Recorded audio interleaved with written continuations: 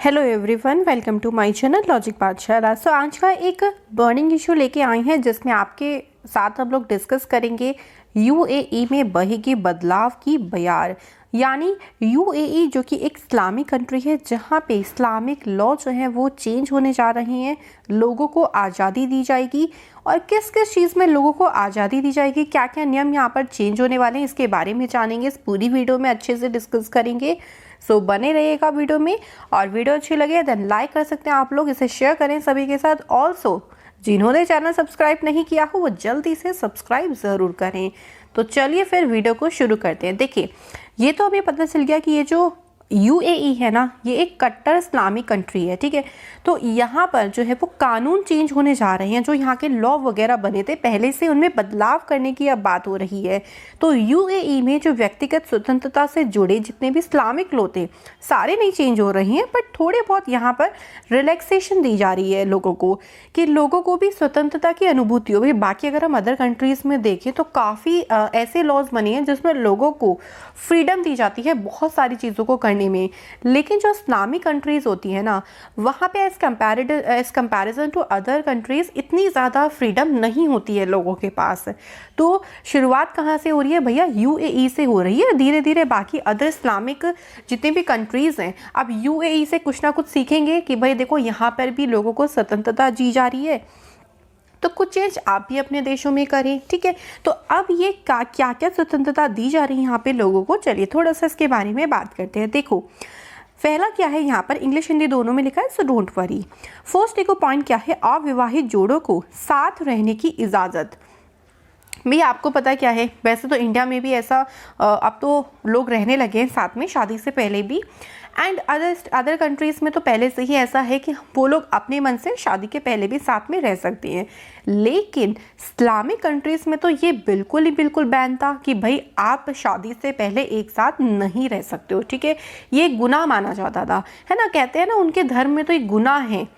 लेकिन अब थोड़े से यहाँ पे लॉज चेंज हुए, तो उसके साथ फर्स्ट लॉ ये हुआ है कि जितने भी जो अनमैरिड कपल्स होते हैं वो एक साथ रह सकते हैं, उनको इजाज़त है। अब कोई यहाँ पर उनके साथ ऐसा नहीं होगा कि भाई ये गलत माना जाएगा, ठीक है, या फिर उनके खिलाफ इस बारे में कार्यवाही की जाएगी। नहीं, ऐसा नहीं है।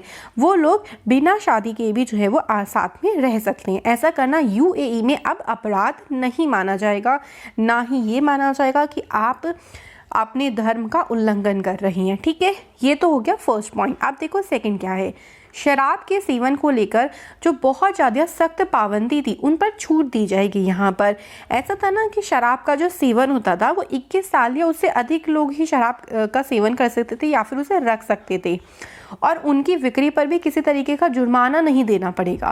मतलब थोड़ी बहुत यहाँ पर जो है वो लोगों को छूट दी गई है। पहले क्या होता था, देखो, जब शराब खरीदते थे और उसे ले जाने के लिए या फिर घर में रखने के लिए लाइसेंस लेना पड़ता था कि भाई अगर आपके पास लाइसेंस है तो ही आप शराब ले जा सकते हो, अगर नहीं है तो ये आपको क्या माना जाएगा, अपराध माना जाएगा। लेकिन अब थोड़े से नए नियमों में बदलाव किया गया है कि जो मुस्लिम्स हैं वो अब शराब का सेवन कर सकते हैं, उनको किसी तरह की रोक टोक यहाँ पर नहीं लगाई जाएगी, ठीक है। सेकंड पॉइंट क्लियर हो गया। अब देखो थर्ड पॉइंट क्या है, सम्मान के नाम पर महिलाओं की हत्या को जायज़ ठहराने वाले कानून को भी क्या किया जाएगा, ख़त्म किया जाएगा। भाई क्या होता था, देखो, जो भी सांस्कृतिक नियमों का उल्लंघन करता था, ठीक है, तो क्या करते थे, महिलाओं की हत्या भी कर देते इस मामले में, या फिर क्या करते थे, बहुत ज़्यादा उनको प्रताड़ित किया जाता था। तो ऐसे नियमों को भी क्या कर दिया जाएगा, समाप्त किया जाएगा।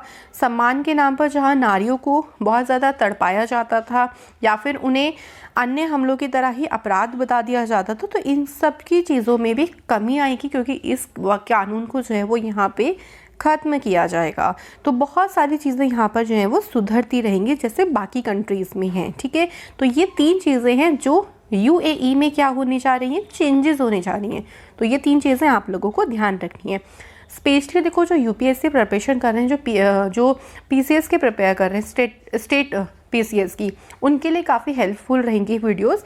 बाकी वन लाइनर से भी क्वेश्चन बन सकते हैं कि भाई कौन सी ऐसी कंट्री है जिसमें अभी हाल ही में जो इस्लामिक लॉज है वहाँ पे चेंज किए हैं, तो आंसर इज़ द यूएई। ऐसे भी आप लोगों से पूछ सकते हैं। अब देखो रीज़न क्या है, भाई इसके पीछे कोई तो रीज़न होगा कि वहाँ की गवर्नमेंट ऐसा क्यों कर रही है। जी हाँ, रीज़न देखो क्या है, विश्व के अन्य देशों की तरह भी यूएई के लोग भी व्यक्तिगत स्वतंत्रता चाहते हैं। तो बहुत लंबे समय से यहाँ पे लोग मांग कर रहे थे कि चीज़ की व्यक्तिगत स्वतंत्रता की।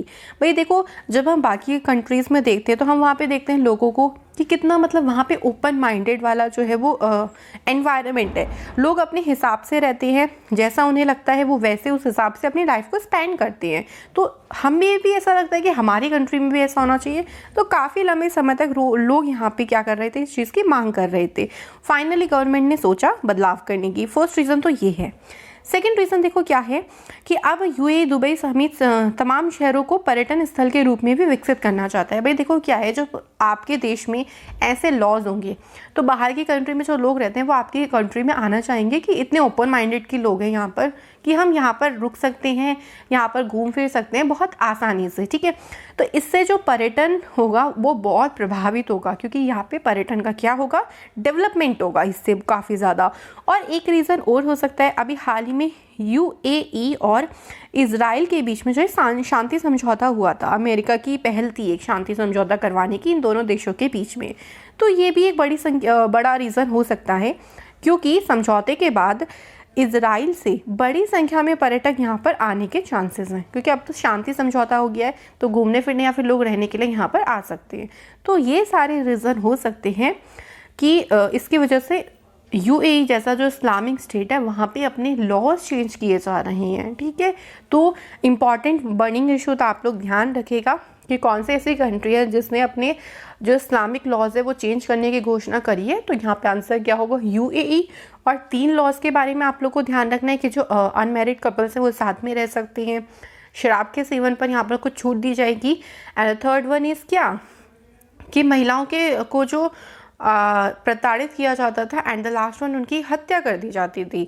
ये जो कानून था, मतलब ये वहाँ पे जो लोग करते थे, इसको पूरी तरीके से ख़त्म किया जाएगा। तो ये 3 लॉज आप लोगों को बहुत अच्छे से ध्यान रखनी है। इसी तरह आप जो बर्निंग इशू की बीच में छूट गया था वो मैं धीरे धीरे कंटिन्यू करूँगी आप लोगों के लिए। जो भी इशूज़ होते रहेंगे इंपॉर्टेंट इशू वो हम यहाँ पे डिस्कस करेंगे। तो चलिए फिर मिलेंगे नेक्स्ट वीडियो में। Till then bye bye, take care, all the best for your success. Thank you.